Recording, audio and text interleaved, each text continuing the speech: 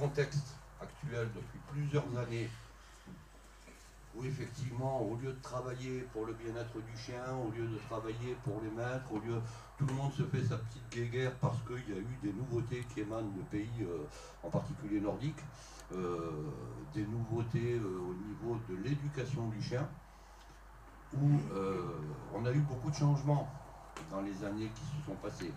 C'est-à-dire que du tout autorisé, on est passé au pas tout permis, et on est occupé de passer aux interdictions. C'est-à-dire que toutes ces années qu'on a eues, là, les 10 dernières années, j'ai pas honte de le dire, il y a eu beaucoup de dégâts. Parce que le tout autorisé amène beaucoup de dégâts. Le pas tout permis amène beaucoup de dégâts aussi. Et il faut quelque chose qui soit équilibré, qui soit sensé. C'est pas pour rien que j'ai marqué une éducation réfléchie et intelligente. C'est un petit pied de nez, parce que vous savez tous que les gens qui se prétendent avec cette fameuse étiquette de méthode positive et amicale, quelque part ça veut dire que les autres ne sont ni positifs ni amicales.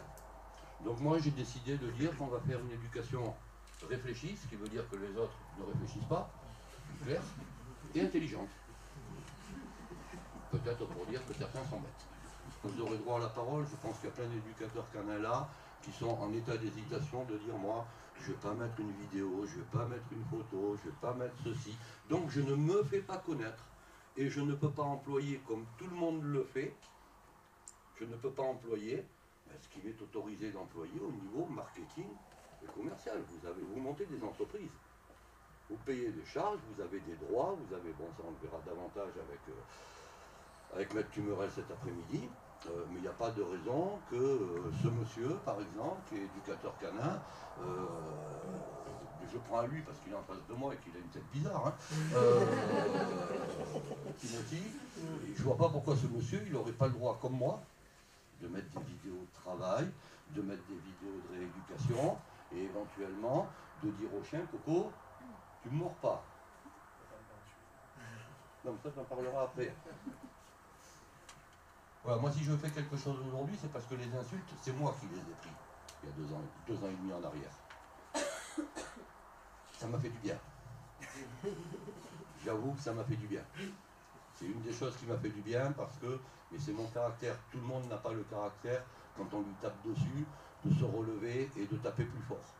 Et je sais parce que j'ai des coups de téléphone, j'ai des MP, j'ai des mails, je sais qu'il y a une quantité non négligeable d'éducateurs canins qui laissent tomber leur activité parce qu'ils se font insulter, parce qu'ils n'ont pas l'étiquette méthode machin sur leur carte de visite, etc. Ça, c'est pas tolérable. Aujourd'hui, moi je dis c'est pas tolérable. On est dans un pays de liberté. J'ai marqué que tout ce qui est autorisé ou réglementé n'est pas interdit.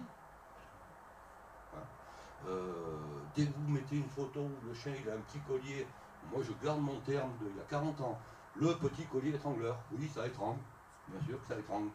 Si on l'utilise en étrangleur, ça étrangle, une cravate aussi. Cravate aussi. Dès que vous avez le malheur de laisser un petit collier étrangleur, c'est bon, vous avez 200 commentaires qui vous tombent sur le dos, on ne regarde pas la beauté de la photo, on ne regarde pas le travail de la vidéo que vous avez fait et qui donne un résultat. Bien souvent, la plupart du temps, les autres ne tiennent pas. On regarde que vous avez mis un collier étrangleur. Et là, on vous envoie une nuée de mouches. Je ne dirai pas la suite.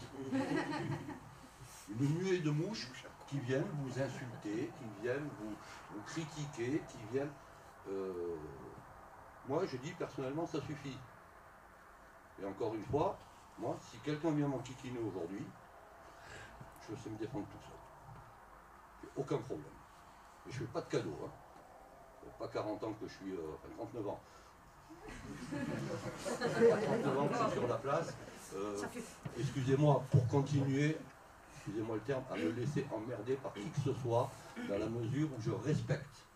Je respecte le chien, je respecte les gens, je respecte les méthodes des autres, je suis dans la discussion, je suis toujours dans la discussion, je me fous que l'autre fasse des méthodes positives, il se fait sa pub tout seul de toute façon, hein. il se fait sa pub tout seul. Hein. Chacun aura le résultat de son travail. Si le travail est bon, eh ben, on se fait connaître. Alors je profite pour remercier quand même notre ami Carmen Bennett qui est venue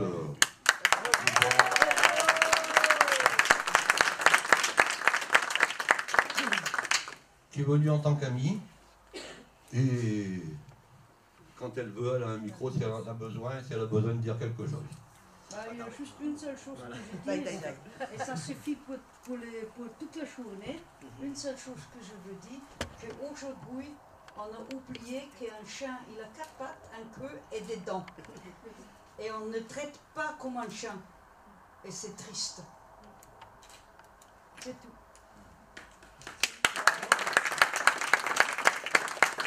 Voilà Nicolas, je te laisse la parole. Alors, je ne sais absolument pas ni ce que lui va dire, ni ce que vont dire. Je sais une chose, c'est que lui va trop parler, donc on le fera faire à un moment donné. Hein. Philippe Roustan, on va peut-être le faire taire aussi. Et puis Nicolas, je ne sais pas, parce que Nicolas, je l'ai eu il y a 15 ans en formation, je ne l'ai jamais eu en tant qu'intervenant. Allez, je te laisse travailler. Alors moi, je ne vais pas monopoliser trop longtemps la parole, je vais faire un petit constat en fait un peu du métier. Moi, je vais remonter un peu de mes 11 ans de travail. Moi, j'ai vu une dégradation du métier, c'est certain. Il y a une vraie dégradation du métier. On arrive en fait à avoir des chiens rois à qui on n'a jamais dit non de leur vie, et quand nous on les reprend en éducation, c'est compliqué.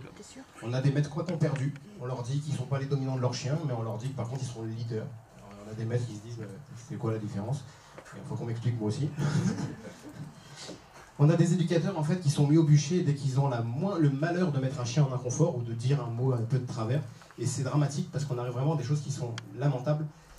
Le métier d'éducateur canin est devenu l'art de la rhétorique en fait, c'est de la sémantique. Tout le monde en fait, on joue sur les mots. Aujourd'hui, le but du jeu, c'est de trouver le mot adéquat, qui fait bien, qui passe bien, et qui va faire en sorte que les maîtres aient le sentiment d'avoir un pote et pas en fait un chien. Il y a un moment, c'est ça le vrai problème du métier. On est dans l'évitement, en fait. Le travail aujourd'hui d'un éducateur canin, on a l'impression, c'est éviter le problème. Ça me fait penser à une phrase de Coluche qui disait « Explique-moi ce que tu as besoin et je te montrerai comment t'en passer. » En fait, aujourd'hui, c'est vraiment ça l'éducation. J'ai bossé pour 30 millions d'amis, j'ai fait beaucoup d'émissions pour eux. Et en fait, malgré l'image de 30 millions d'amis, l'image positive qu'elle avait au niveau du public, les émissions soft, hein, parce que c'est un travail très particulier. Pour 30 millions d'amis, j'ai toujours fait un travail qui est le plus soft possible. Et malgré ça, on arrivait à avoir j'ai des mails d'insultes en permanence dès qu'une émission passe pour me dire « Vous avez dit le mot dominant, monsieur ?» Lisez le bouquin de la dominance n'existait pas. Enfin, j'ai eu des choses comme ça, mais lamentables. En éducation, vraiment lamentables. Et ça devient en fait très compliqué de travailler. Donc, moi, ça ne me pose pas de problème aujourd'hui. Moi, je suis un peu comme Hervé. Moi, j'ai du boulot par-dessus la tête. J'ai pas de vrai problème pour trouver des clients. Mon problème, il est plus aujourd'hui, j'irais plus médiatiquement. C'est-à-dire que je suis toujours sur des œufs. Dès que je mets une vidéo, je fais gaffe. Dès que je mets une photo, je fais gaffe. Juste pour pas rentrer dans un espèce de jeu où alors moi je suis pas comme Hervé, moi par contre, moi les critiques ont tendance à me toucher des fois un peu trop loin, donc je fais gaffe. Voilà, ça c'est mon petit défaut à moi. Voilà. Moi j'ai un questionnement, après je sais pas si la méthode positive, ils ont tout compris. Marketingment parlant, méthode positive et amicale, franchement, ils ont tout pigé. Ça passe bien. Quand vous demandez à un client, vous voulez éduquer votre chien comment, positive ou amicale, on nous oppose d'être traditionnel. Je sais pas ce que ça veut dire traditionnellement. En fait, on nous oppose surtout le fait de... on nous oppose surtout le fait de fonctionner hormis la méthode positive. On fait tout du positif. Enfin, en tout cas, moi, je pense, en tant qu'éducateur canin, à partir du moment où on a un chiot dans les mains, on commence pas à lui mettre coup de tatane. Il y a un moment où on leur met pas tous des colliers étrangleurs pour leur rentrer dedans. On fait tout de la méthode positive. La seule chose, c'est qu'on est... Alors, c'est pas un mot à moi, hein, on est adaptatif. C'est-à-dire que nous, on va changer en fait souvent la méthode si jamais on voit que ça percute pas en face. Et c'est ça l'éducation. Enfin, en tout cas, je crois. Voilà. Donc, voilà, moi, je m'adapte. Je suis pas longtemps à m'adapter. Après, moi, j'ai pas la réponse. Hein, c'est une question que je me pose aujourd'hui. On n'est pas, nous, en tant qu'éducateurs canins classiques, hein, je dirais, on refait le monde avec une laisse, un collier et une longe, quoi. À partir de là, on est capable de bosser et remettre les chiens en main à quasiment tous les chiens. Et nous, d'un point de vue lobby, moi je me demande aujourd'hui si en fait si le monde de l'éducation positive n'est pas dirigé par un lobby. C'est une question, j'ai pas du tout la réponse, mais il y a un moment en fait où, marketingement parlant, nous on n'a pas le sachet de saucisse, on n'a pas le sachet de croquettes, on n'a pas besoin du petit harnais à droite, à gauche, le truc qui fait joli. Et au bout d'un moment, en fait, nous, pour les marchands de croquettes, pour les marchands de harnais, on n'est pas intéressant. Et donc, si moi je me demande toujours toutes ces études, depuis qu'on nous sort de à droite à gauche, d'où elles viennent, qui les finance, d'où ça vient. D'accord. Je n'ai pas la réponse, hein, mais c'est vraiment un questionnement que je me pose aujourd'hui. Je me demande si aujourd'hui notre réunion, elle n'a pas aussi pour but de savoir à qui en fait on s'adresse en réalité. Voilà pour moi.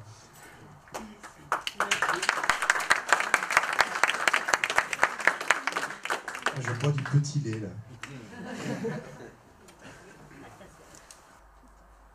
Et donc, je regarde, alors la CNEAC, hein, en vrac, gère l'agility, le canicross, le cani-VTT, l'obérythmé. Je viens de voir avec Alexis Carpentier qui m'explique que toutes les activités de trait et d'attelage sont séparées de ça. Lui non plus, il ne veut pas être mêlé à ça. L'obérythmé, le frisbee, grande surprise, les chiens visiteurs, le flyball, etc. Alors, moi, tout ça, ça ne me gêne pas. Simplement, je doute fort qu'il y ait un rapport très précis entre ces différentes activités et l'éducation des chiens. Ça, pour moi, il y a une espèce de collusion là qui me paraît très dangereuse, dans le sens où tous les chiens qui pratiquent ça sont à la fois des sportifs qui font une activité, mais ça ne veut absolument pas dire qu'ils aient des bases d'éducation qui soient, à mon avis, cohérentes.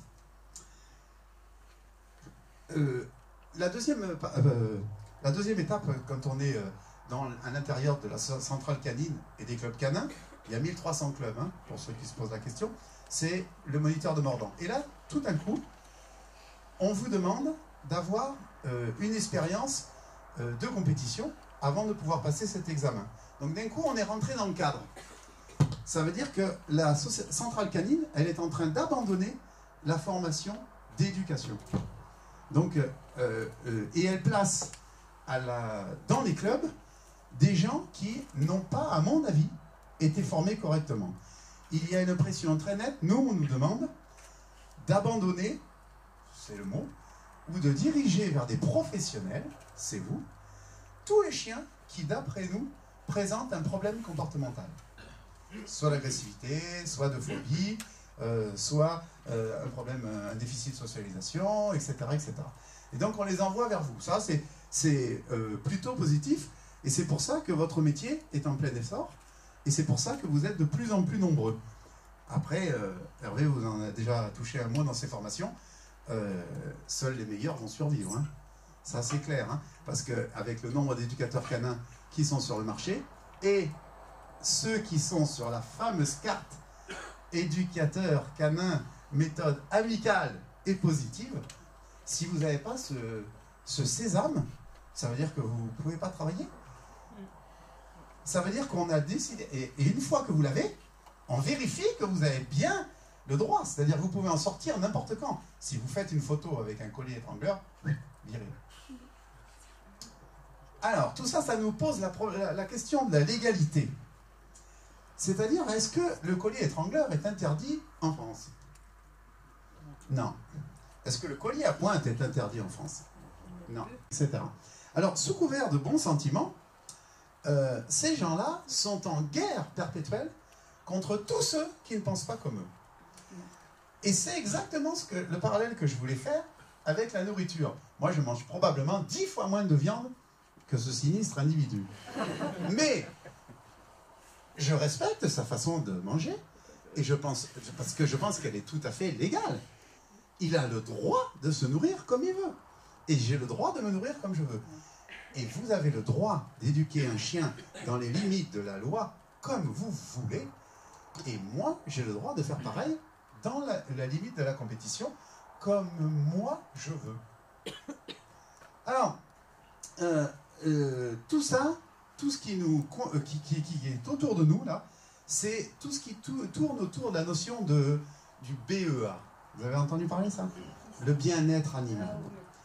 Ah, et c'est toute la question de savoir si un chien est bien au sein de sa famille, est bien au sein du cours d'éducation que vous pouvez mettre, collectif, que vous pouvez mettre en œuvre, ou est bien au cours de la séance d'éducation avec une seule personne, que vous pouvez mettre. Je passe sur ceux qui font dormir le chien sur le lit. Je veux dire, les zoophiles aussi ont le droit de vivre. Ça me dérange pas. Parce que la question, réfléchissez un peu 5 minutes. Le chien dort sur le lit, très bien. Quand vous voulez faire un câlin avec votre partenaire, il reste là pour regarder, bande de vicieux. Ça dépend de la taille. Ouais. Si c'est un Rottweiler... Voilà. Ou alors, vous dites, on va faire un câlin, tu vires de là. Ouh, quelque chose qu'il a le droit de faire d'habitude. D'un coup, vous lui dites, là, tu peux plus. Ah, à mon avis, ça, c'est pas gentil, hein. Ouais.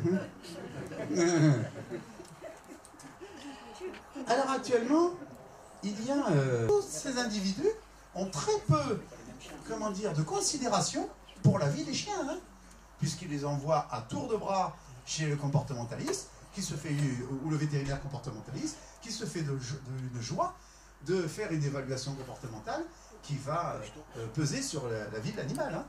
Donc je connais très peu. Alors, quand je dis qu'ils ont peu de considération pour la vie animale, comme ils ont un rappel très faiblard, puisqu'ils ont basé ce rappel, non pas sur le devoir, mais sur le fait qu'ils veuillent proposer au chien quelque chose de plus intéressant que ce qui l'attire.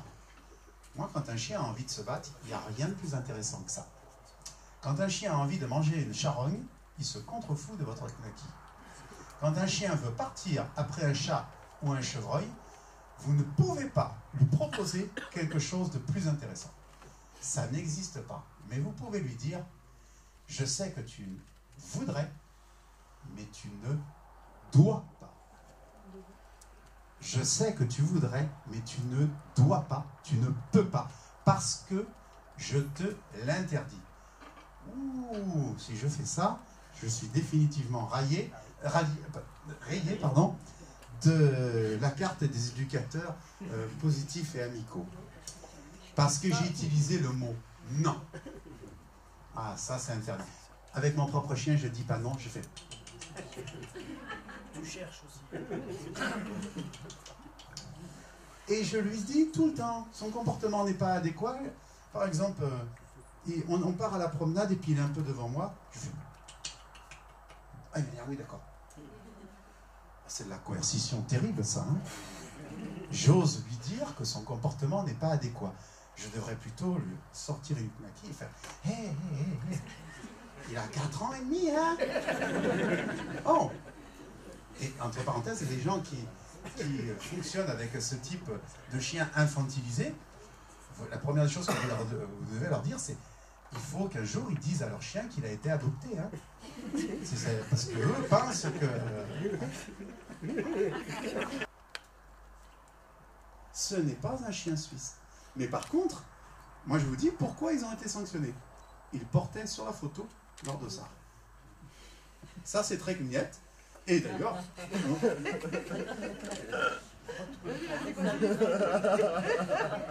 Bon, c'est à Étienne.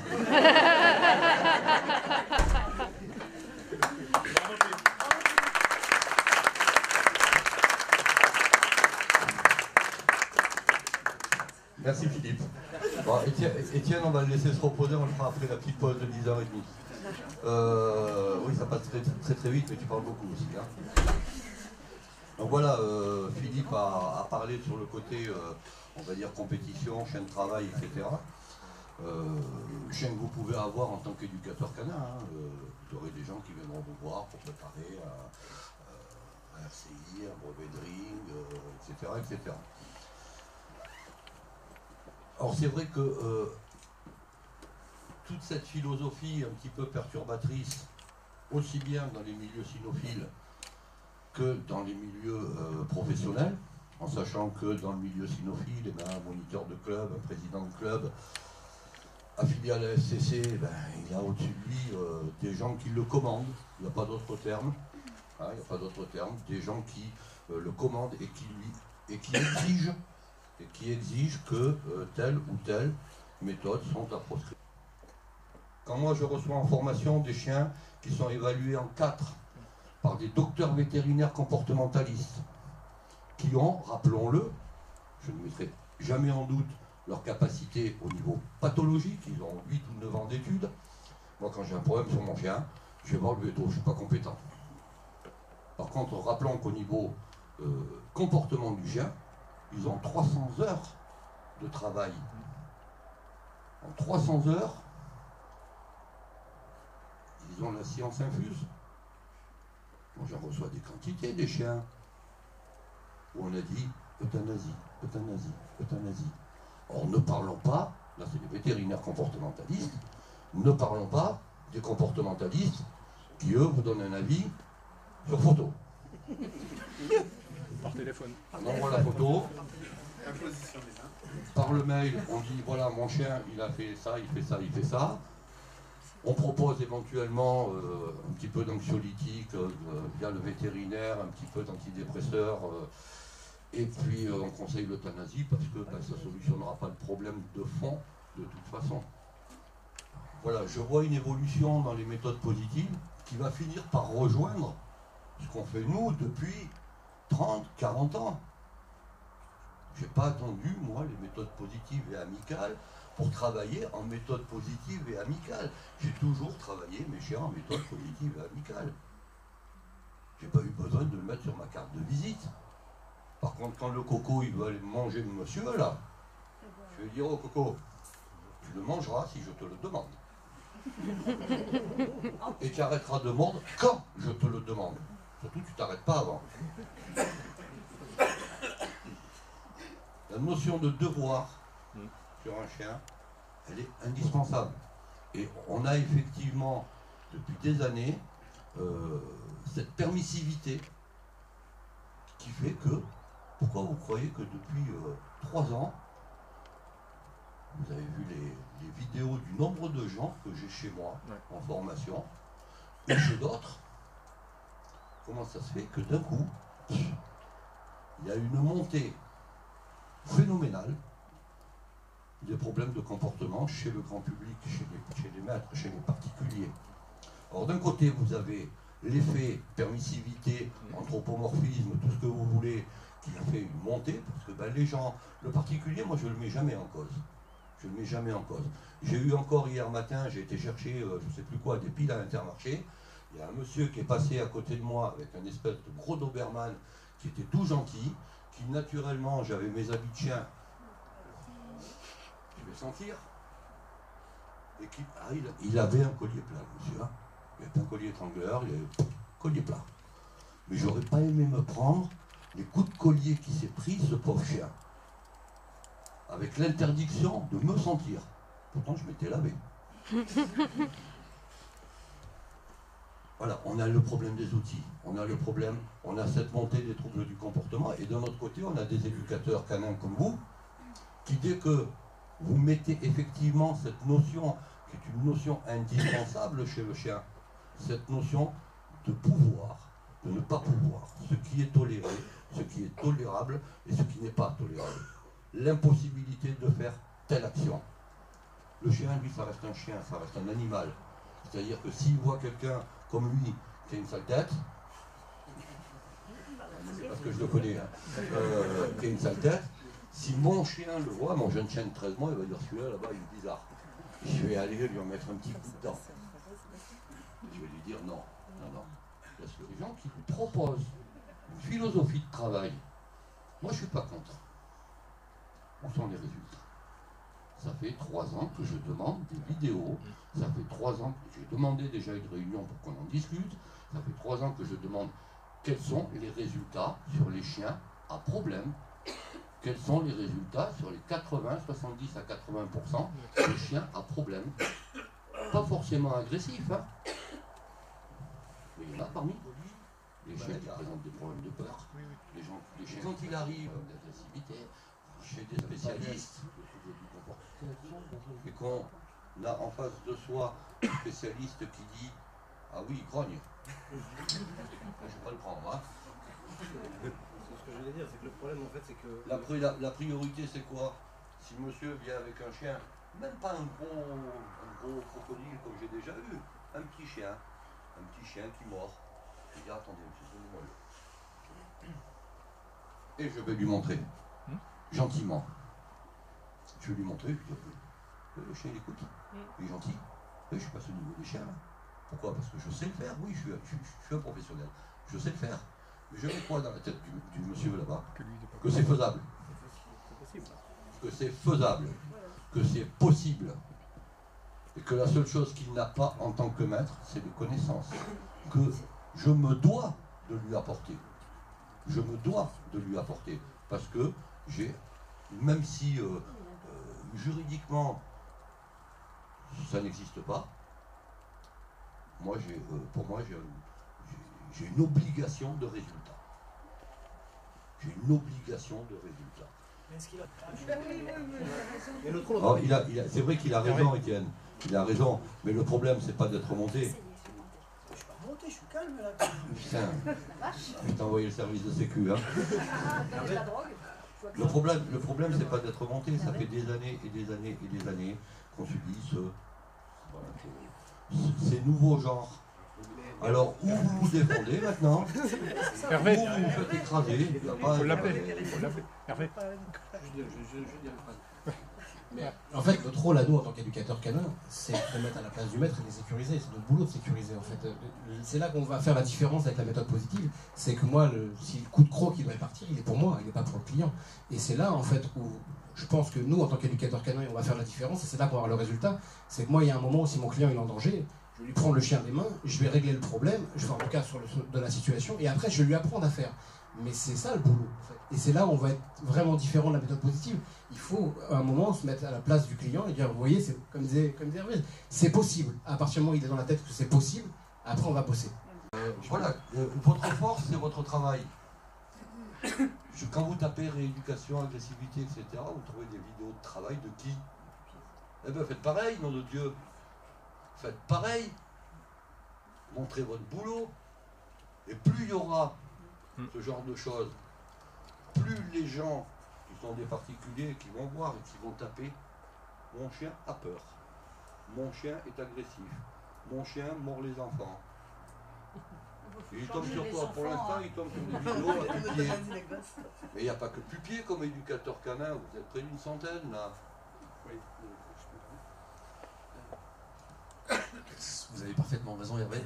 Je peux comprendre un tout petit peu la dame derrière, c'est-à-dire que tout le monde n'a pas la prestance et la verve de l'écriture comme Hervé. C'est pour ça qu'il faut regrouper. Et une fois que quelqu'un met un post, que ce soit une vidéo ou autre, après, faut débattre, il faut réécrire, il faut parfois se justifier, comme disait le jeune homme.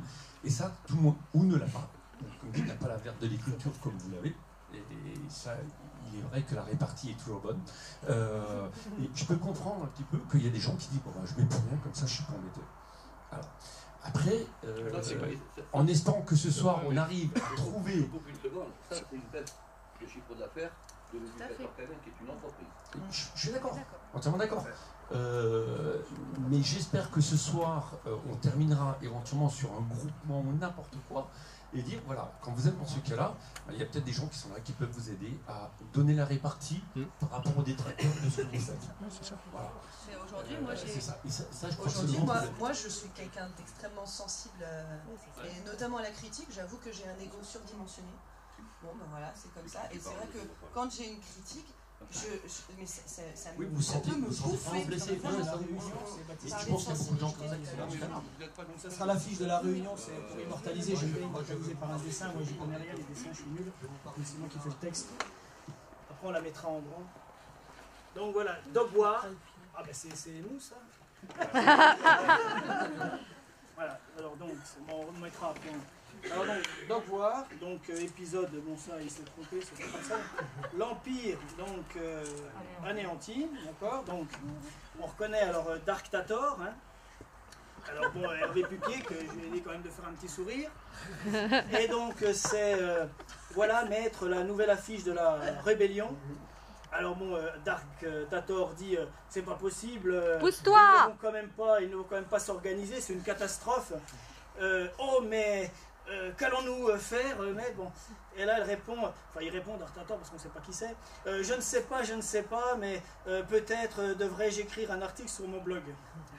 Voilà. Et donc, alors voilà à quoi ça sert pour les affiches d'Hervé Pupier. Et puis bon, comme il met souvent sa photo, bon ben ça sert de jeu de fléchettes pour les positifs, quoi.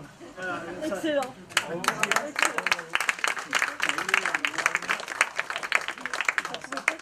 C'est histoire de dire qu'il faudrait peut-être mettre un sourire le prochain coup. Bon, c'est bon là. Ça va, vous avez fini là? Oui, ouais, kill. C'est où que ça se met?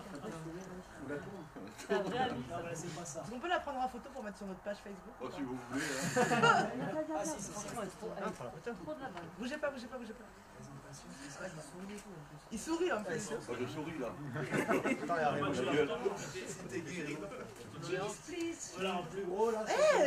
Ah, mais qu'est-ce que vous faites? Je suis fou maintenant avec les conneries. Ah non, c'est bon, je l'ai. Je peux t'envoyer si tu veux. Que dalle, faut bien me donner. C'est un business. Négocier avec elle, je vais payer. Bon, alors moi je vais parler de la rééducation. Ce que je pense de la rééducation, moi, bon, c'est peut-être pas ce que tout le monde pense, mais enfin moi c'est ce que je pense, puis comme j'aime bien dire ce que je pense. C'est bon? Allez, j'ai combien là? J'ai 10 minutes, un quart d'heure? Un quart d'heure. Eh ben putain, on en a parlé de ça, que les éducateurs canins ils se sont jamais réunis, c'est la première fois qu'on se réunit. Moi, bon, c'est un truc dont je rêvais, je suis assez content, je suis même très fier, et je trouve d'être ici. Et je trouve que c'est dommage parce qu'on s'est battu et puis que si on s'était unis, non seulement on ne serait pas concurrents, mais on serait plutôt peut-être amis et ça fait longtemps qu'on aurait pu faire des choses qui nous auraient certainement sauvés. Aujourd'hui ça a changé, là, maintenant ça a changé, parce que maintenant quand on reçoit une personne pour la première fois en cours, il faut qu'on fasse, moi ce que j'appelle, on est des éboueurs un petit peu aujourd'hui, on est des éboueurs, on n'est plus des éducateurs canins, on est des éboueurs, c'est-à-dire qu'il faut trier entre toutes les conneries qu'ils ont pu lire sur internet, de toutes les conneries qu'ils ont pu lire sur des livres débiles, comme écrits par des Parisiens auteurs animaliers, qui ne savent même pas tenir une laisse, qui n'en ont certainement jamais tenu, qui ont lu 3 bouquins et qui ont fait une synthèse de ces bouquins-là. Et donc, les gens, ils en lisent, les propriétaires qui arrivent, ils lisent toutes ces... Ils ne savent plus du tout, où ils en sont. C'est pour ça d'ailleurs qu'ils foirent. Et nous, notre métier aujourd'hui, on fait le tri. C'est du tri sélectif. Non, mais ça, c'est des grosses conneries, ça. Maintenant, ça, c'est les comportementalistes avec la main, là, qui caressent le machin. La chienne, elle régurgite, elle attrape avec ses dents, elle attrape ses chiots, elle les mordit, elle fait tout avec sa gueule. Nous, il faudrait rien qu'on fasse avec notre main, quoi. Non, mais c'est quand même aberrant, quoi. La gueule du chien, c'est le couteau suisse du chien. Nous, non, la main, c'est... Non, ça, on peut pas faire. Et puis, on est comme des cons, puis on devient des constipés. Bref. Après, donc, qu'est-ce qu'ils vont faire? Ils donneront les pleins pouvoirs aux spécialistes reconnus et diplômés pour la rééducation comportementale et médicamenteuse et l'euthanasie, principe de précaution. Parce qu'ils vont dire, oui, mais tu vois bien, maintenant il y a de plus en plus de chiens, parce que c'était voulu, que les chiens soient débiles, c'est voulu. On est rentré dans un truc par rapport à il y a 15 ans, et là aujourd'hui, nous les chiens qu'on peut avoir, on en discutait tout à l'heure, les chiens qu'on peut avoir en pension aujourd'hui, les 3/4 ils sont débiles. C'est pas la peine d'essayer de trouver d'autres mots. Les 3/4 des chiens qu'on a en pension sont débiles. Et donc ils peuvent la faire. Et puis, ils vont y arriver comment? Ils vont y arriver tout simplement en interdisant les méthodes. Alors, maltraitance, comme ils disent, et les accessoires. Ils vont interdire le collier chaînette, et ça c'est sûr qu'ils vont l'interdire, ça arrivera, je ne sais pas quand. Peut-être qu'on arrivera à se battre et puis qu'ils ne le feront pas, peut-être qu'on arrivera à être suffisamment fort pour... Mais bon, il aurait fallu se réveiller il y a 2 ans, quand il l'avait déjà proposé, moi je ne vais pas remettre ça sur, parce que là il va s'énerver, mais quand il l'avait proposé il y a 2 ans, c'était là qu'il fallait réagir. Parce que là il y avait déjà du mal de fait, mais là il y en a encore plus. Et sous là les cartes elles sont posées, tout est balancé, et petit à petit ça va se refermer parce qu'on ne s'est pas battu avant. Donc ce soir il y a intérêt qu'on se motive après. Moi je m'en fous personnellement. Faites gaffe à votre gueule là. Après, alors qu'allons-nous devenir? La suite logique d'éducateur canin, c'est maraîcher. Moi je vais partir en vacances. Je suis déjà. Alors je planterai donc des carottes, cultivateur de carottes, parce qu'avec tout ce qu'ils nous ont mis dans le cul depuis des années, je peux vous garantir que je peux vous garantir que la plantation de carottes, on la connaît par cœur. On peut continuer. Ça, c'était la note d'humour. Alors, que vont devenir nos chiens? Hop, petit alors, vision contre nature anthropomorphique de l'animal. Bon, ça, bah, forcément, la télé aide beaucoup. Hein. Bon, la télé, le mieux, c'est de l'éteindre. C'est ce qu'il faut déjà dire à vos clients. Hein. Éteignez, ne regardez pas Internet pour avoir des conseils et tout. Et surtout, éteignez votre télé. C'est la télé, nous, on a viré ça. Qu'est-ce qu'on est mieux? Qu'est-ce qu'on est libre? Alors, la société. Bon, gogolisation, j'y tiens à ce mot. Gogolisation de l'animal. D'accord? Bon, chien de plus en plus ingérable, insupportable, dangereux. D'accord? Exubérant, tout ce que vous voulez, les surexcités. Bon, on est vraiment dans ce truc-là. De plus en plus, on a des chiens comme ça, c'est même insupportable. C'est voulu, hein, me dites pas quand même que les études, bon déjà qui les finance ces études-là? Ces études débiles là qui arrivent comme ça, là. Oh bah tiens, une étude, les chiens, il paraît que les chiens aiment jouer. Ah, super. Bon, donc, non mais c'était il n'y a pas longtemps ça. Hein, je l'invente pas quand même. Hein, je dis pas des conneries. Alors quoi faire alors? Parce que si on perd la rééducation, on va la perdre la rééducation, c'est sûr, c'est une question de temps. On va la perdre. Alors attention, quand je dis on va la perdre, ça ne veut pas dire qu'il faut quand même laisser. Moi je continue d'en faire, je les emmerde. Hein. J'habite dans une ferme isolée, le premier, moi j'ai mis des tourelles tout autour, le premier qui s'approche, il manque plus qu'un tank et je suis peinard. Donc il faut arriver, alors il faut lutter contre eux, parce qu'on ne peut pas lutter, on ne peut pas défendre l'indéfendable. La rééducation, c'est juste un principe indéfendable. C'est stupide. De défendre la rééducation, c'est stupide. Je ne parle pas des méthodes de rééducation qui sont indispensables. Je parle du principe de la rééducation. Pas normal. On ne devrait pas avoir à rééduquer. Hein, c'est ce qu'il disait tout à l'heure. Moi, mon rêve, c'est de faire fermer Hervé Pupier. Hein. C'est mon rêve. Je pense qu'il a encore quelques années. Mais si on arrive à le faire, c'est qu'on aura bien travaillé. Donc, il faut l'inattendu. Non, mais on aura bien travaillé. Il faut autre chose. Je pense qu'il préférerait travailler des chiens plus sympas que d'être tout le temps emmerdé avec des chiens pathologiques. Bon, après, ouais, il a la passion. Oui. Tu le connais pas trop, a priori. Hein. Alors, il faut que nous proposions un projet inattendu. Il faut aller là. Hein? C'est chiant, les chiens normaux. Oui, enfin non, pour moi je préfère. C'est sympa aussi des fois. Alors, inattendu, il faut aller là hein, où on n'est pas attendu en fait. Parce que du coup, ça bafouille dans le camp adverse. Hein, qui s'est tellement focalisé là où nous sommes toujours, qu'il est surpris, presque terrassé. Il faut occuper le terrain que nos détracteurs n'auraient jamais pensé, alors ça vient, hein, n'auraient jamais pensé que nous occuperions, tellement qu'ils sont convaincus hein, que nous aimons être durs avec la vilaine petite bébête. Parce que c'est ça, eux, ils nous attendent là. Ils nous attendent sur le projet, la réunion. Je suis sûr qu'ils se disent ça. Ouais, ils vont vouloir défendre leur méthode de merde, ils vont vouloir leur collier chaînette à la con et tout. C'est pas ça qu'il faut défendre. Il ne faut pas défendre ça. Si on défend ça, si on commence à dire oui, mais nous, la rééducation, c'est indispensable. La rééducation, c'est indispensable parce qu'il y a des maîtres qui sont vraiment dans la merde aujourd'hui. Hein, qui vont des enfants qui sont presque en danger, des enfants, même des adultes. On dit on a sauvé des chiens. Vous dites ça depuis tout à l'heure, vous dites on a sauvé des chiens. Mais dites-vous aussi que vous avez peut-être sauvé des gamins. C'est surtout les gamins que vous avez sauvés. Nous proposerons que nous mettrons en œuvre pour préserver et le maître et le chien de la rééducation et donc d'une forme d'échec. Il faut créer une sorte d'outil prophylactique pour lutter contre l'abandon, la médicalisation et l'euthanasie, pour ne citer que les pires conséquences, parce qu'il y en a bien d'autres. Mais en fait, il faut qu'on propose un projet, hein, et là, enfin, je sais pas, sans cerveau, imaginez. Moi, en réfléchissant un petit peu, j'ai réussi à... Mais là... Vous allez dire, ouais, mais on pourrait faire ça, ça, ça. Imaginez s'il sort une idée dans chacune de vos têtes. Enfin, je veux dire, ça peut aller très très vite, quoi. On peut créer un outil prophylactique, donc en amont de prévention, en disant, ben voilà, déjà peut-être qu'on pourra avertir le maître. Et ça, ce qui est bien, ah ben non, je ne suis pas là. La prééducation est une préparation. Donc, c'est quoi la prééducation? C'est une préparation, c'est un temps de réflexion nécessaire, puis un temps de travail indispensable pour préparer le chien à l'attention et à l'intérêt au maître. C'est la période qui se définit entre le moment où vous y pensez, où l'idée de prendre un chien germe dans votre tête, du moment où vous irez le chercher, jusqu'à ce qu'il ait atteint l'âge, ou disons une sorte de maturité admissible pour débuter une éducation plus conditionnementale. La plus grosse clientèle qu'on puisse avoir, c'est pas le RCiste, c'est pas le ringer, c'est pas l'agilitiste, c'est pas l'obéiste. Hein, la grosse clientèle, c'est du particulier qui n'a strictement rien à faire de une discipline sportive. Ils s'en fichent. Eux, ce qu'ils veulent, c'est avoir un chien qui est sociable. Ils veulent pas grand-chose, hein, finalement. Ils veulent pas grand-chose, hein, les particuliers. Ils veulent un chien sociable, qui ne mord personne. Ils veulent un chien qui marche à côté d'eux et qui les bourrine pas à tirer la laisse. Et ils veulent que quand ils fassent toutou, revient au pied, ils reviennent. Point. Ils demandent pas plus. Oui, voilà, et que dans la maison, va te coucher. Donc, ça a été complexifié, comme tu l'as dit, ça a été complexifié parce qu'on n'a plus ces notions d'interdit, voilà, on veut éliminer absolument toutes les notions d'interdit, toutes les notions d'autorisation ou de non-autorisation, et là il y a un travail à refaire qu'on n'avait pas besoin de faire, nous, il y a 30 ans, 40 ans, 20 ans, même en arrière. Aujourd'hui, on est obligé de remettre le B.A.B.A. de l'éducation, vraiment le B.A.B.A. de l'éducation, de le remettre au grand public. Et là, je suis tout à fait d'accord. Après, on n'oublie pas l'objectif de la réunion. On est dans un contexte qui fait qu'aujourd'hui, individuellement, on se fait tous.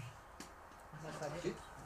Alors que nos objectifs, comme tu l'as dit à tous, c'est le chien, c'est les familles qui vivent avec leur chien, c'est diminuer ce qui a proliféré. Et ce qui a proliféré, jusqu'à preuve du contraire, ce sont les euthanasies, ce sont les accidents, ce sont les euthanasies, et c'est le nombre de chiens en trouble du comportement qu'on peut avoir. Alors ça, il y en aura toujours. Je mets des vidéos, on a mis des vidéos de Carmen quand elle travaille. Je suis d'accord, mais là tu me parles de professionnels. Je te dis, ici dans la salle, il y a des gens, ils ne font pas la rééducation sur des chiens très compliqués. Alors je parle agressif, mais comme très peureux. J'aimerais ajouter quelque chose, que depuis tout à l'heure j'essaie de répondre. Prends le micro. J'essaie de répondre à ton propos depuis tout à l'heure, parce que tu n'as pas tort et Hervé non plus. En fait, on parle pour ne rien dire depuis 5 minutes, à mon sens. Ce que je vois, moi, c'est que cette nouvelle génération, depuis une décennie d'éducateurs canins, bisounours, on va dire ça comme ça, ils ont une manière de communiquer. Ils ne montrent pas de travail. Ils montrent des gens qui sont avec leurs chiens qui jouent à la baballe. Voilà, sensiblerie. Sur leur site, il y a des belles empreintes de papates de chiens avec des petits cœurs partout. Okay. Il n'y a pas de travail. On parle de résultats depuis tout à l'heure, mais les photos qu'ils montrent, eux, il n'y a pas de travail. Ce ne sont que des photos mignonnes qui plaisent au grand public. Et ils ont raison de le faire, parce que le grand public n'attend que ça. Que ça. Donc, nous, on doit être un peu intelligents par rapport à ça. Certes, on doit leur montrer aux gens des jolies photos de chiens, des beaux gros plans, des chiens qui sociabilisent ensemble, etc. Mais on doit aussi montrer des photos de travail.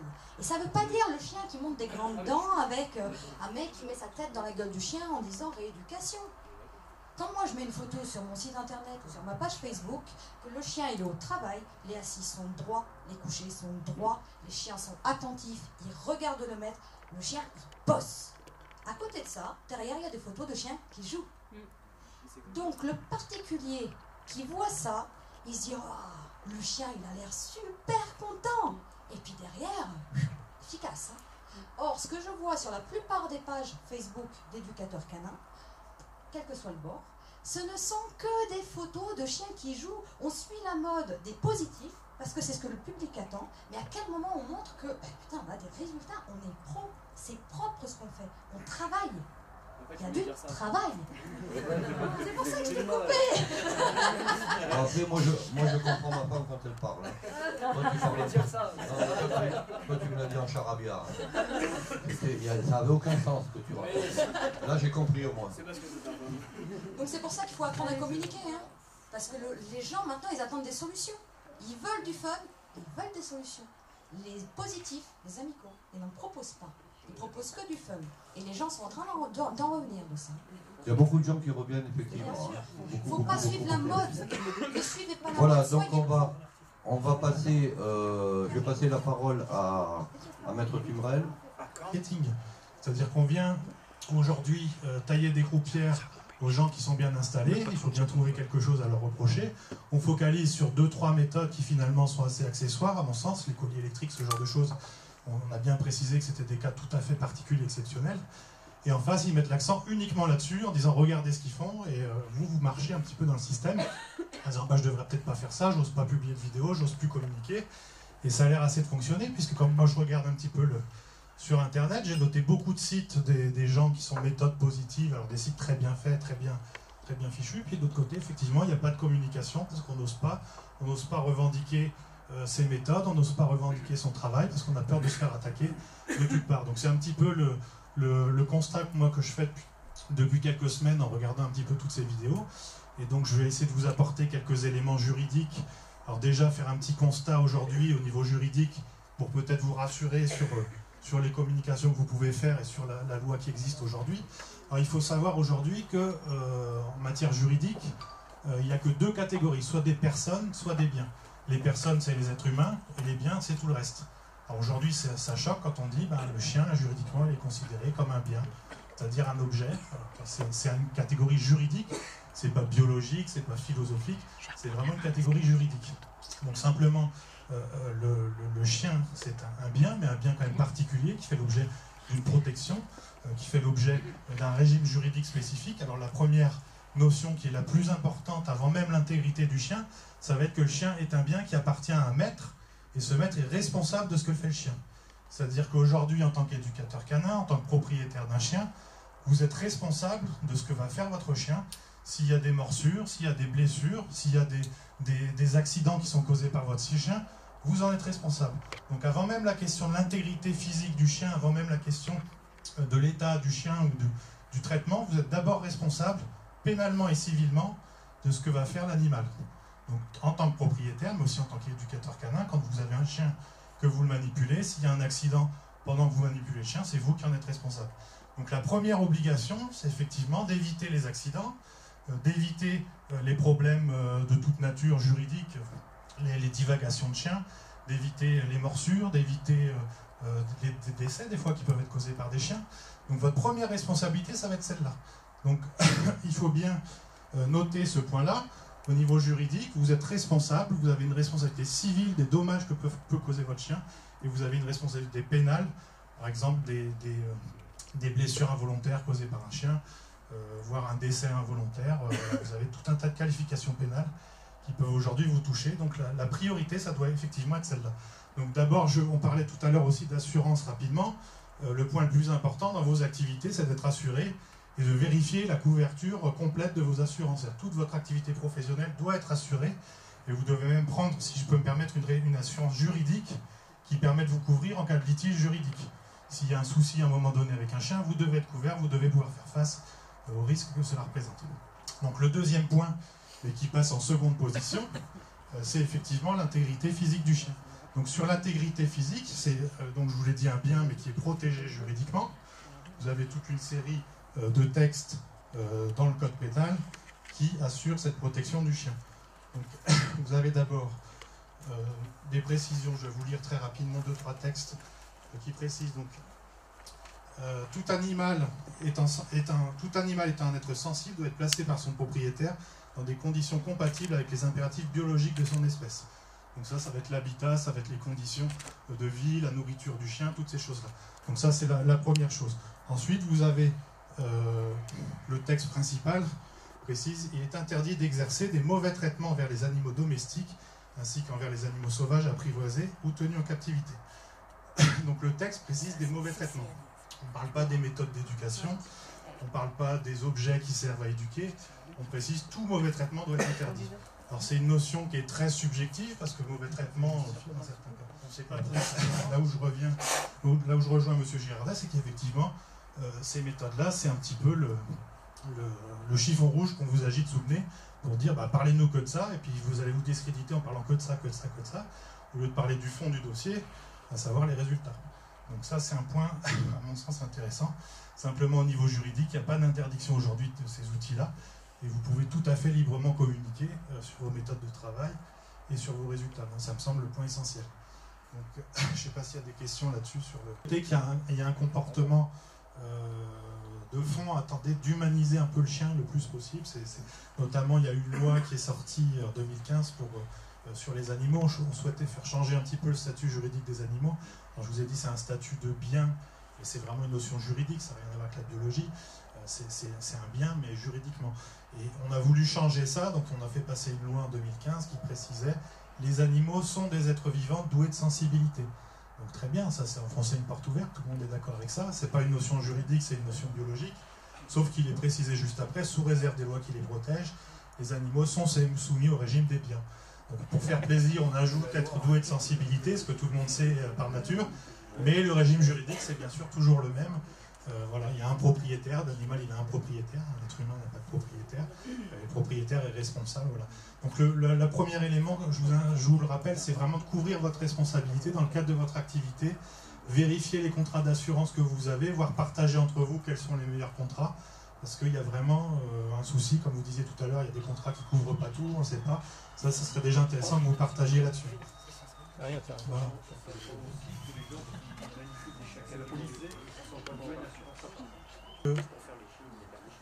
Sur donc les attaques qu'il peut y avoir en fait sur les différents intervenants, on en voit de plus en plus sur Internet effectivement.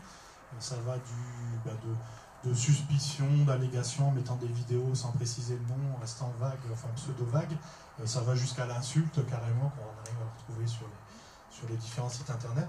Donc là vous avez en fait toute une série de réponses qui existent, en fait qui sont tant en droit civil qu'en droit pénal. Donc au niveau du pénal, vous avez, je vais passer rapidement dessus, vous avez plusieurs éléments. Vous avez d'abord la diffamation. Donc la diffamation, c'est important de relever, donc c'est l'article 29, c'est la loi sur la presse qui définit cet acte. Donc la diffamation, c'est toute allégation ou imputation d'un fait qui porte atteinte à l'honneur ou à la considération de la personne ou du corps auquel le fait est imputé.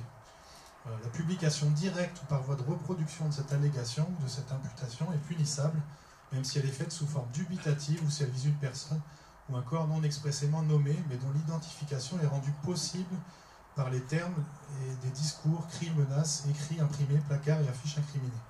Donc ça veut dire qu'en fait, il faut accuser quelqu'un de quelque chose qui porte atteinte à son honneur. Donc par exemple, typiquement dans ce genre de cas, ça va être, ben voilà, un tel utilise des méthodes qui sont cruelles envers les animaux, ou un tel ne respecte pas l'intégrité des animaux, des choses comme ça.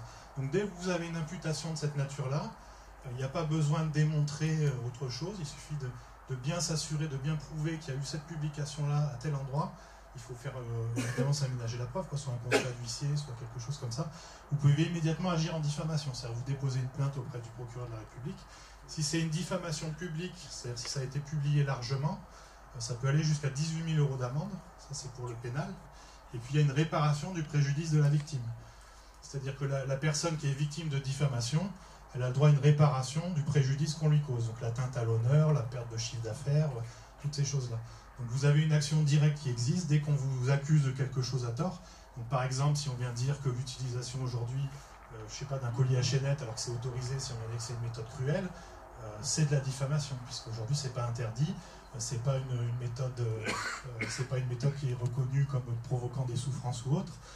Voilà, ça serait une diffamation. Donc là-dessus, vous pouvez agir sur le fondement de la diffamation publique si ça a été publié. Alors savoir que, par exemple, si c'est sur Facebook ou en petit comité, ça va dépendre du nombre de personnes qui ont eu accès. Si on est sur des sites où il y a 10 000 personnes, voire plus, qui ont accès, ça sera public. Si c'est en petit comité, 3-4 personnes, on va être en diffamation privée. Mais c'est le même régime juridique.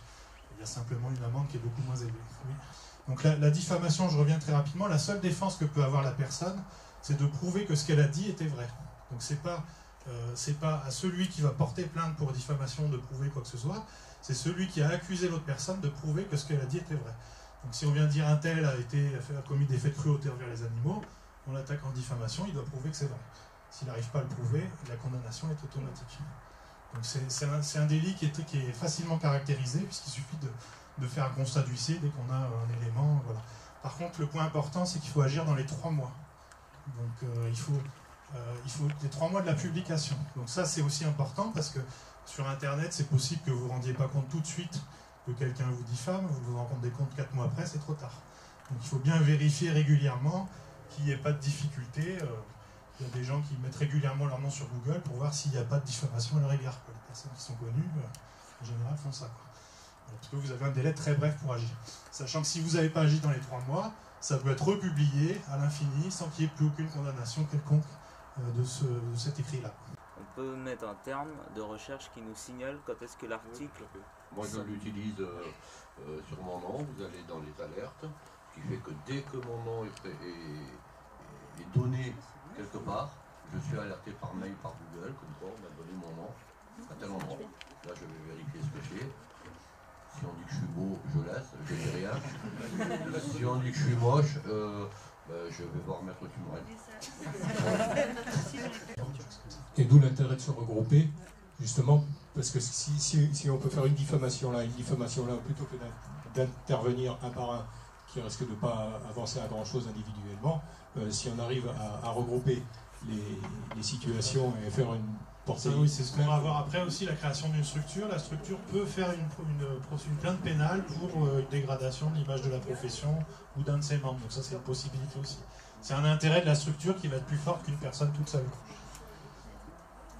Et également sur ces histoires de contrats, on avait interrogé aussi, je ne sais plus, quelqu'un m'avait appelé il y a quelques jours, vous pouvez aussi vous organiser pour mettre en place des contrats types et des conditions générales de vente type qui vont prévoir ce genre de choses, le droit à l'image, des choses comme ça. Ça c'est bien aussi de s'organiser pour ce genre de choses, ça peut vous aider à titre personnel. Même au niveau des conditions générales d'exécution de contrat, dans le cadre de l'éducation, je peux vous dire que moi je vois des conditions générales d'exécution des contrats chez certains éducateurs qui non seulement ne sont pas légales, mais où il n'y a pas ce qu'il faut dedans. Or il travaille jusqu'au jour où il tombe sur la tuile. Et si là il n'y a pas des contrats qui sont bien faits, sur des conditions générales d'exécution de contrat qui ne sont pas juridiquement correctes, ça c'est aussi quelque chose qu'on peut faire effectivement identique pour tout le monde, pour que justement ce ne soit pas attaquable. Donc c'était l'objet essentiel de la réunion, c'est comment réagir aujourd'hui, comment vous organiser, comment faire quelque chose. Donc si vous voulez une organisation correcte, ça passe forcément par la création d'une structure juridique. C'est-à-dire que vous ne pourrez pas faire un collectif intervenant individuellement, ça va forcément être dilué, ça va à un moment donné se disloquer. Donc il faut forcément créer une structure juridique qui va porter le collectif. Donc ça peut passer soit par une association de loi 1901, donc ça c'est une association qui est très largement ouverte, vous pouvez faire rentrer tout le monde dedans. Par contre, il y a des problèmes au niveau juridique, une association de loi 1901 n'a pas le droit d'agir au pénal pour la défense de ses membres, par exemple. Voilà. Et vous avez après la deuxième solution, qui est la création d'un syndicat, qu'on a déjà un petit peu évoqué à de nombreuses reprises. Donc un syndicat, c'est une association aussi, c'est le même fonctionnement qu'une association. Simplement, il n'y a que les professionnels qui peuvent entrer, et le syndicat a pour objet la défense de la profession, des intérêts de la profession. Et ça doit être expressément visé dans l'objet du syndicat. Alors, le syndicat, il a un double intérêt, c'est le même fonctionnement qu'une association, c'est-à-dire les gens qui souhaitent, qui font partie de la profession, peuvent adhérer au syndicat. Il y a une élection, en fait, il y a une assemblée générale qui se tient, qui élit un conseil d'administration, donc un certain nombre d'administrateurs, qui le nombre est fixé par les statuts, ça peut être 5, 7, 10.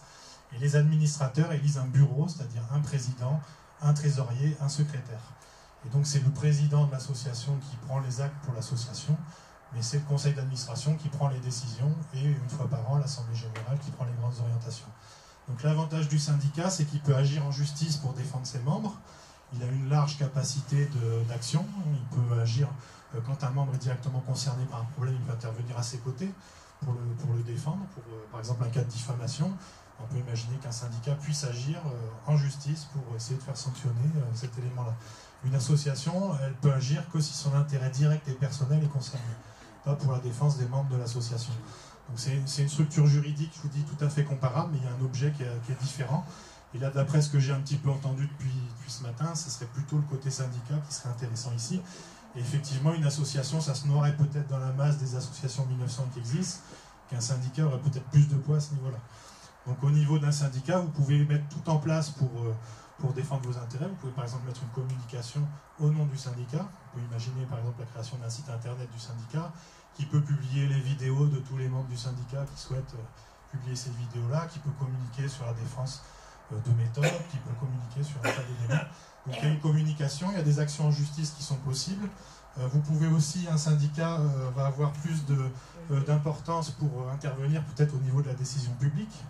Que je vous disais tout à l'heure, il y a une pression pour que les lois évoluent et qu'il y ait de plus en plus de protection des animaux, ce qui est louable, mais après pas au détriment peut-être de leur santé, puisque si les bonnes méthodes ne sont pas appliquées, on va aboutir à des euthanasies, des choses comme ça. Donc il y a une position à défendre face à tout ça.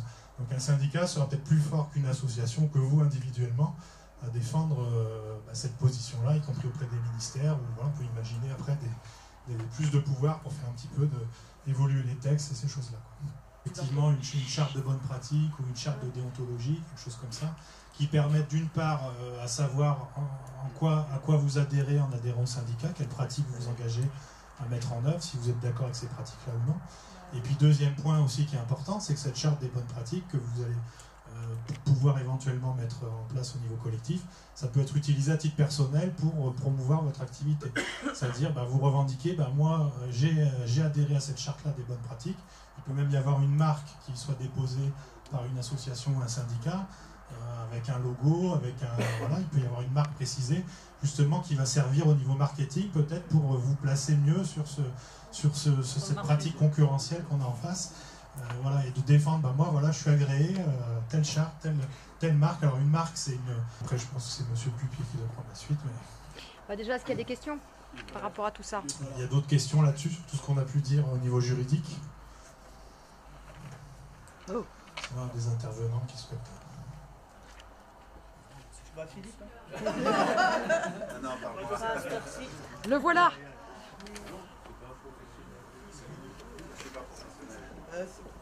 Tous ces retardataires.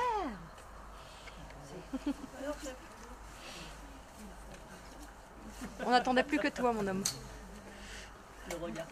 Donc j'ai expliqué, pour la création d'un syndicat, il faut une assemblée générale constitutive qui se met d'accord sur les statuts de l'association. Donc il faut faire particulièrement attention à l'objet. Et puis ensuite que l'assemblée générale élise des membres actifs qui vont faire partie du bureau, du conseil d'administration de l'association, qui sera administrateur. Et en son sein, le bureau élit un président, un trésorier, un secrétaire qui prennent les décisions pour cette association. Voilà. Et j'ai expliqué aussi qu'il va falloir, si vous décidez de vous engager dans cette voie, avoir des moyens financiers et humains. Alors soit humains en termes de bénévoles ou de salariés, et puis financiers si vous souhaitez faire de la communication ou embaucher quelqu'un. Voilà. Donc ça va être des questions très pratiques qu'il faudra vous poser rapidement. Voilà. Donc, moi j'en ai terminé, si vous avez des questions. Sinon, je vous remercie. Merci.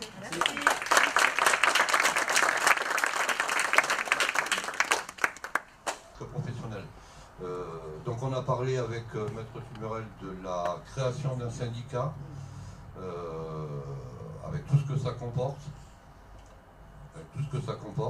Quels sont ceux qui sont d'accord pour la création d'un syndicat?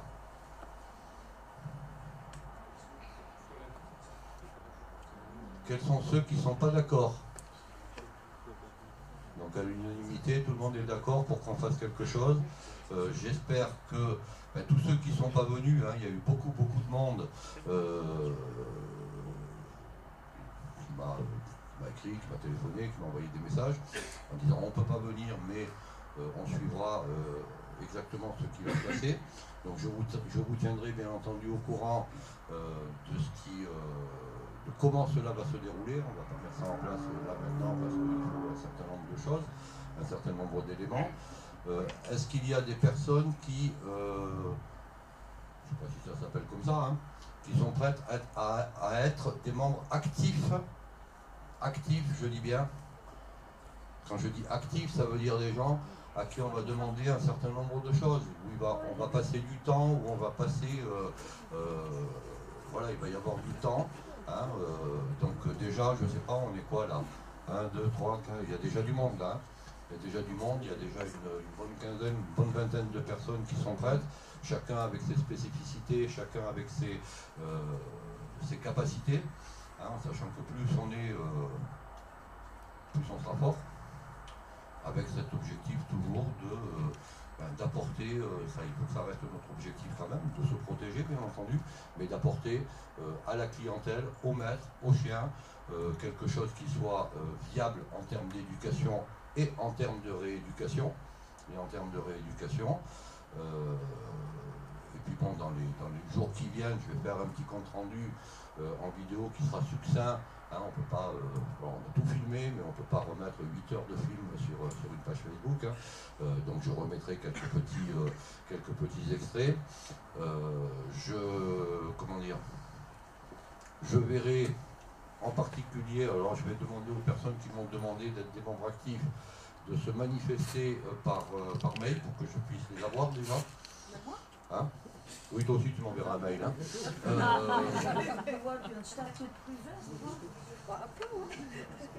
Oui, non, tu te mettras sur en caméra.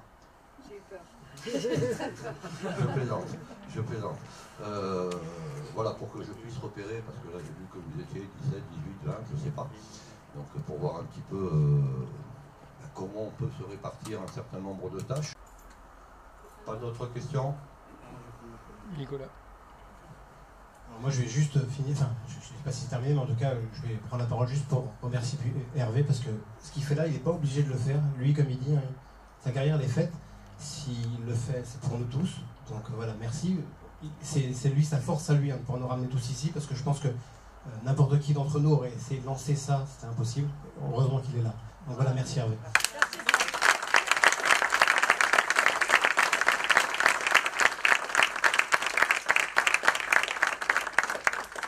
Bon, ben je vais vous souhaiter à tous un bon retour. Je vous tiens au courant, bien entendu, dans les jours qui viennent. Hein. Laissez-moi un petit peu de temps. Laissez-moi voir un petit peu ceux qui sont décidés, qui ont levé le doigt pour donner un petit coup de main, voire un gros coup de main, me contactent pour que je puisse repérer et avoir la liste et voir un petit peu tout ce qu'on peut faire ensemble.